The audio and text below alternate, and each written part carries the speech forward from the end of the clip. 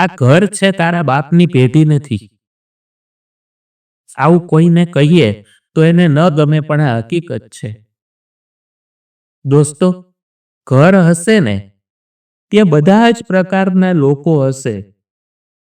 કોઈ આકરું હોય, કોઈ સરળ હોય, કોઈ ઢીલા પોચું હોય, કોઈ મગજમેટ હોય. વિવિધ પ્રકારના વ્યવહાર કરનારા લોકો એક ઘરની અંદર જોવા મળે છે.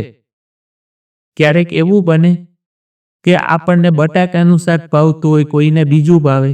મારે આ જ પલંગ ઉપર બેસવું છે, કોઈને ગુજરાતી ફિલ્મ જોવું છે, કોઈને ટીવી ઉપર આ સિરિયલ જોવી છે, કોઈને મોલમાં ફરવા જવું છે, કોઈને ગાર્ડનમાં જવું છે, કોઈને પાણીપુરી ખાવી છે, કોઈને ભજન સાંભળવું છે.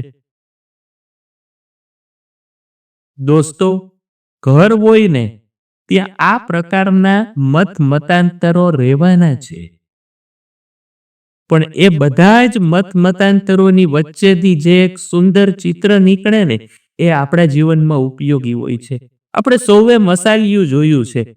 મસાલિયાની અંદર ક્યાંક મરચું પડ્યું હોય, મીઠું પડ્યું હોય, ધાણા જીરું હોય, ખાંડ હોય, અલગ અલગ પ્રકારના મસાલા એની અંદર હોય છે, જેને કંઈ લેવા દેવા નથી. બધાના સ્વાદ, રંગ, રૂપ બધું અલગ અલગ હોય છે.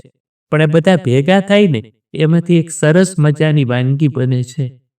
મિત્રો, ઘરની અંદર બધા જ એક પ્રકારના હોય ને એ દુઃખદ છે.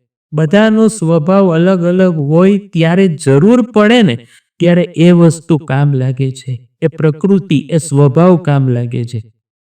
આપણે ભાગ્યશાળી છીએ અગર આપણા ઘરમાં બધા જ પ્રકારના વ્યક્તિઓ છે. તો તમારું શું કહેવું છે?